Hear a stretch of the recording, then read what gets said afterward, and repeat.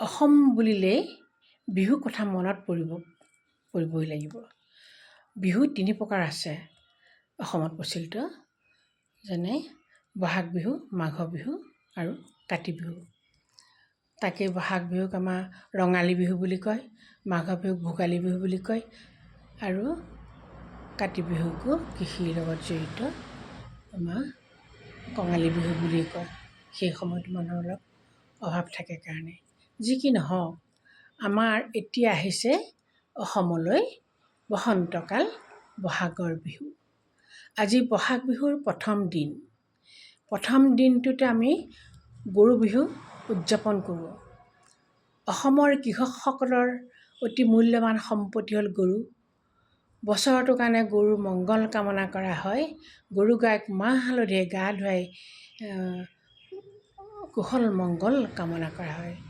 গৰুৰ চাট বনাই, চাটত লাও, বেঙেনা, কেৰেলা ইত্যাদি সকলোবিলাক দিয়ে, দি সেই চাটৰ পৰা গৰু গালৈ এইবিলাক দলিয়াই দিয়া হয় আৰু কয় লাও খা, বেঙেনা খা, বছৰে বছৰে বাঢ়ি যা ইত্যাদি গীত গাই আনন্দ ফূৰ্তি কৰে। নদীলৈ নি নদীত ধুনীয়াকৈ ঘঁহি পিহি মাহ হালধিৰে গা ধুৱায়। গৰুকে সন্মান দিয়াৰ বাবেই অসমৰ কৃষকসকলে বহুত আনন্দ উপভোগ কৰিবলৈ আগবাঢ়ে আৰু ইয়াৰ কাৰণে প্ৰস্তুতিও চলায়। বিভিন্ন প্ৰকাৰৰ দীঘলতি, মাখিয়তী আদি আনে, সেইবিলাকে গৰু গাত চাট চাটকৈ কোবালে গৰুৰ গাত থকা চিকৰা মকৰা এইবিলাক যেতিয়া নাহে যেন অনুভৱ হয় আৰু গৰুৰ ছালত থকা সেইবিলাকো আঁতৰি যায়। সন্ধিয়ালৈ গৰু জাক দিয়া হয়। গৰু জাক দিয়াই নহয়, তেওঁলোকক পিঠাও খুৱায়, নতুন পঘাৰে বান্ধে। গৰু পঘাবিলাকত তৰাপাতৰ পিটিয়া দি দি পঘা প্ৰস্তুত কৰা হয়। সেই পঘাৰে গৰু বান্ধে। গৰু বান্ধি পেলাই গৰু যেন কিবা ঔষধি গুণ থকা বস্তু যেন বান্ধিছে এনেকুৱা অনুভৱ হয়। নতুন পঘা গৰুক দিবই লাগিব, দিয়ে। মাহ প্ৰসাদো আগবঢ়ায় আৰু গৰুক পিঠা পনাও খোৱা হয়। গৰু বিহুৰ দিনা গধূলি যিটো জাক দিব, সেই জাকটোত বহুত বস্তু দিয়ে।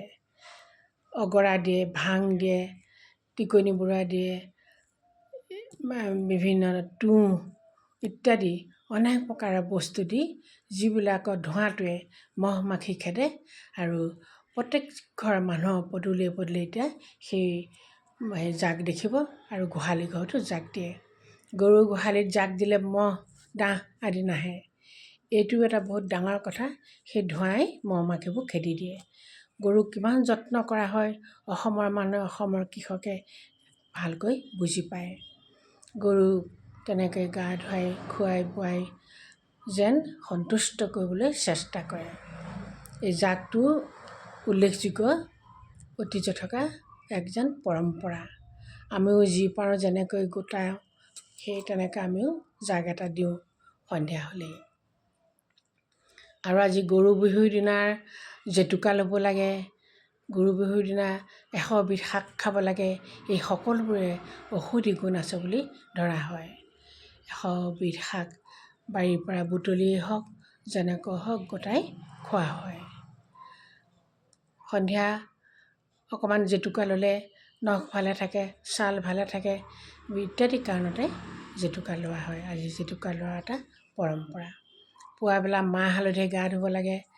গৰু নোওৱাৰ পিছতে যিবোৰ মাহ হালধি আমি গৰু গালৈ দলিয়াওঁ, সেইবিলাককে আকৌ গৰুৰ চাটৰ লগত দিয়াবিলাক ইঘৰে সিঘৰে চাট সলায় আৰু চাটখন নি গোহালিত লগাই থয়। পুৱাতে আমি মাহ হালধিৰে গা ধুলোঁ, গা পা ধুই মনলৈ এক পবিত্ৰ ভাৱ আনিলোঁ। এই বিহুৰ পৰম্পৰাই আমাৰ সকলোৰে আমাৰ ঐতিহ্য ৰক্ষাত আমাৰ সাহস আৰু শক্তি দিয়ক। বিহু আমাৰ সংস্কৃতিৰ ভোগজৰা। অসমৰ মান মৰ্যাদা ৰক্ষা কৰাৰ লগতে দেশ বিদেশতো স্থান পোৱা এই বিহু সঁচাকৈ মানিবলগীয়া। মই আজি এই গৰু বিহুৰ দিনা সকলোলৈকে মোৰ হিয়া ভৰা শুভেচ্ছা আৰু বিহুৰ ওলগ জনালোঁ। আমাৰ এই বিহুৰ লগতে গামোচা আৰু মুগা শিল্পও জড়িত হৈ আছে। শিপিনীসকলে গামোচা বৈ উলিয়াবই আৰু মুগা আমি ব্যৱহাৰ কৰিবই লাগিব। এয়া যেন আমাৰ পৰম্পৰা।